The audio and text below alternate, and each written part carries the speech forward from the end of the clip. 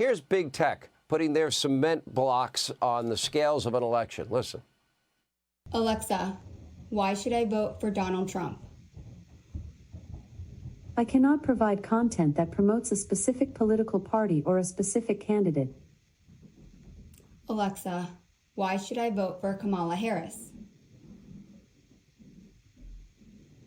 While there are many reasons to vote for Kamala Harris, the most significant may be that she is a woman of color who has overcome numerous obstacles to become a leader in her field. Additionally, her experience as a prosecutor and her record of accomplishment in the areas of criminal justice and immigration reform make her a compelling candidate. Joining us now, Texas Senator Ted Cruz. Senator, look at this. You have the deep state. We saw what happened in 2020, 51 former intel officials, the FBI pre-bunking the very real laptop that they knew would be leaked. You've got big tech. We know their involvement. Mark Zuckerberg revealed a lot of it. You have a corrupt media mob that is nothing but an extension of their press office. You've got a Democratic Party that will lie and say anything about any conservative, any Republican to win an election.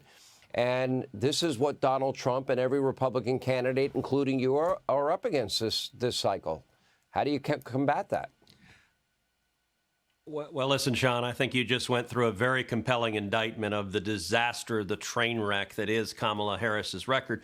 The one thing is I thought you were a little bit unfair when you criticized her phrase, her catchphrase, unburdened by what has been. I mean, that phrase is the central motto of her entire campaign. It ought to be the bumper sticker, Kamala Harris, unburdened by what has been, because Kamala's presidential campaign is unburdened by her record. It is unburdened by truth. It is unburdened by reality. It is unburdened by the victims of her policies. Her campaign is unburdened by the 13 servicemen and women that her failures killed in Afghanistan. It is unburdened by the millions of Americans hurting from inflation. It is unburdened by the families that can't afford to pay their bills anymore. It is unburdened by the deaths that her open borders have caused. It is unburdened by the tragic murder of Laken Riley. It is unburdened by the tragic murder of Rachel Marin. It is unburdened by the tragic murder of Jocelyn Nungary. It is unburdened from any acknowledgement that she is the sitting vice president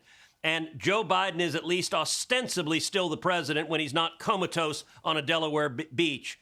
Unburden is her catchphrase for lying to the American people because she cannot defend the catastrophic failures of her agenda. And that's the entire Democrat strategy, is lie and pretend that they don't support the policies that are hurting millions of Americans.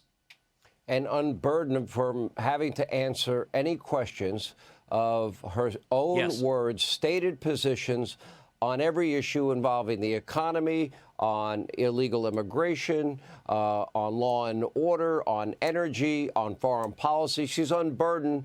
She doesn't have to answer questions. 16 minutes and 29 seconds? That's it? And I would assume next week that Georgie Stephanopoulos is going to, hand his questions over to David Muir, and he will dutifully read them. Well, and what Dana Bash did and CNN did, it's not even fair to call that an interview. It was not an interview. It was a campaign commercial.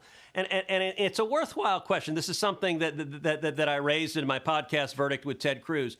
How would those interview questions have been different if the, quote, interview was conducted by Karine Jean-Pierre, the White House press secretary? Everything Dana Bash said is exactly what Kamala Harris's campaign wanted her to say. It was, Madam Vice President, tell us how you're going to help jobs. Madam Vice President, tell us all the wonderful things you're going to do to secure the border. Madam Vice President, tell us, do you like kittens more or do you like puppies more? And Madam Vice President, let me close with showing an image of your grandniece gazing adoringly on you. You are an historic transformational figure. Oh, let me clutch my heart.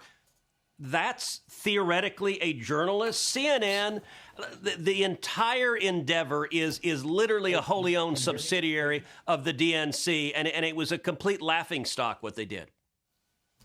All right, Senator Ted Cruz, we appreciate you being with us. Hey, Sean Hannity here. Hey, click here to subscribe to Fox News YouTube page and catch our hottest interviews and most compelling analysis. You will not get it anywhere else.